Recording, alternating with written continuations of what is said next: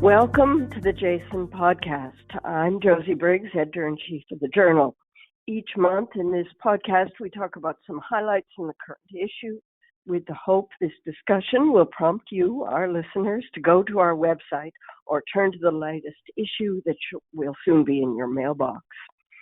This month, in the March issue, we have a number of interesting articles. In this podcast, I will highlight two. Study by Elaine Koo and colleagues on intensive blood pressure control and CKD progression, and a paper on anti-GBM disease from a team centered at Manchester University led by Sylvia Blix. But before I get into these two important studies, I want to spend just a couple minutes talking about how we do our work at Jason. The reason I want to talk about this is we will soon be soliciting applications for our editorial fellowship. That's for people interested in joining the Jason editorial team. Jason is a highly selective, very rigorously peer-reviewed journal. Each month we receive 120 submitted original research manuscripts, and each month we publish only 10 or 12. The tough process for rigorous review and selection involves a lot of teamwork, and our editorial fellows are central in that process. About half the papers we receive are sent out for detailed review by outside experts. But then the high point of our workflow is a weekly meeting, Monday evenings, for about an hour and a half or 2 hours, where we pore over the papers that are returned with positive reviews by the outside experts. Most discussions start with a short presentation by the editorial fellow assigned to the paper, and then a tough back and forth by our expert team. The meetings are viewed by all as extremely informative and basically fun. We learn a lot from each other. The discussions lead not only to the accept or reject decisions, but also to detailed suggestions back to the authors for revisions.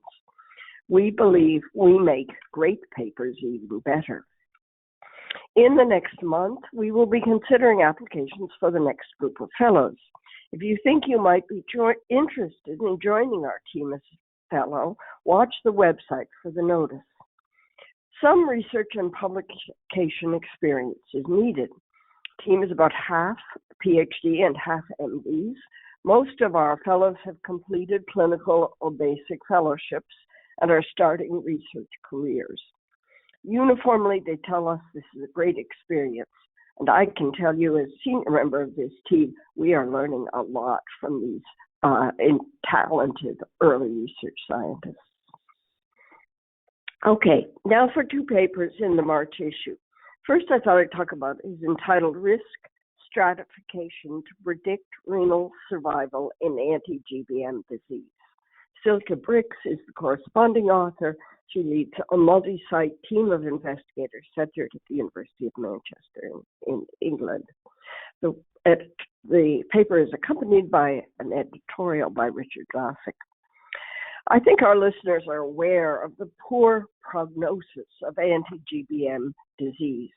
Typically at presentation, patients have severe renal involvement and high rates of development of need for kidney replacement therapy. However, early anti-immunological intervention can change this, and validated tools to aid prognostication and management are lacking. So these investigators put together a large cohort of patients with this relatively rare disease. They have 174 in their final analysis.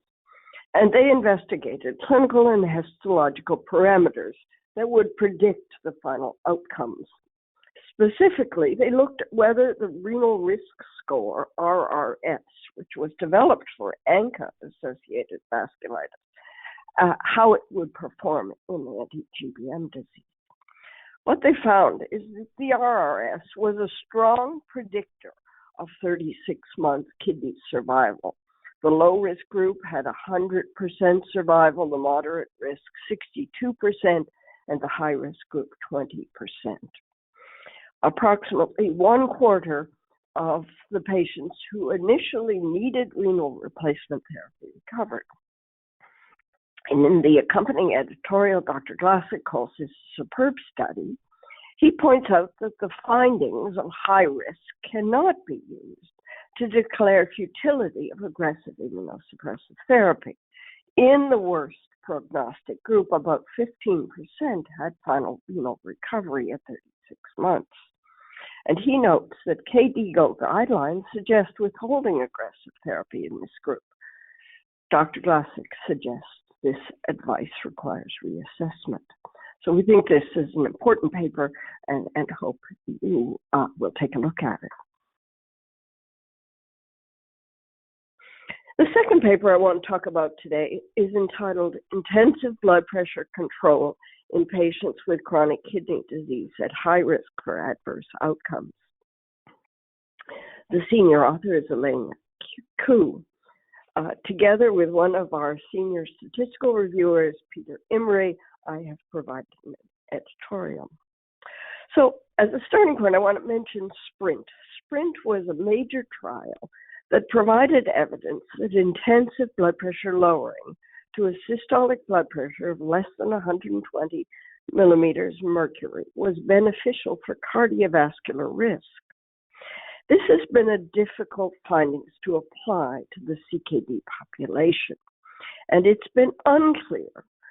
While the effect of lowering blood pressure this intensively may reduce cardiovascular risk, whether or not it reduces the risk of needing dialysis or kidney replacement therapy.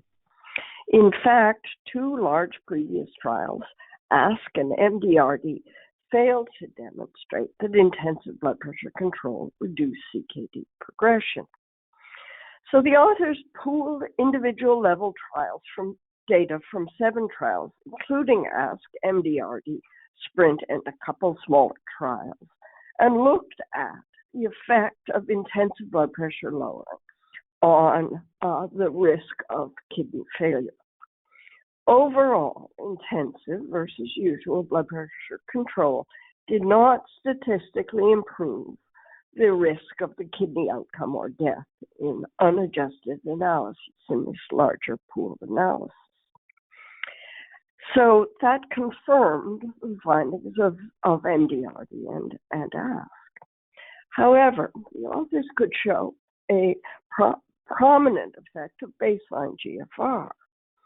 And in that subgroup with stage 4 to 5 CKD, intensive blood pressure control was associated with a 20% lower risk of the primary kidney outcome, suggesting a benefit of intensive blood pressure control in delaying the need for renal replacement therapy in patients with stages 4 or 5 CKD, but not necessarily in stage 3 CKD. Now, I think most of our listeners know that subgroup analyses are always vulnerable statistically. This can only be viewed as hypothesis generating. However, the findings remind us that we do not have the large trial evidence we need to optimize BP targets in the population with advanced kidney disease. An important take-home message, we think. So thank you for listening. I hope you find interesting things in the March issue, and I hope if you're interested, you'll pay attention and consider applying to our fellowship program. Thank you for your attention. This podcast is copyrighted by the American Society of Nephrology. All rights reserved.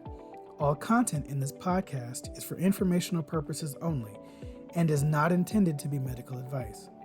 This podcast should not be used in a medical emergency or for the diagnosis or treatment of any medical condition. Please consult your doctor or other qualified healthcare professional if you have any questions about any medical condition or before taking any drug, changing your diet, or commencing or discontinuing any course of treatment. Thank you for listening to this podcast from the American Society of Nephrology.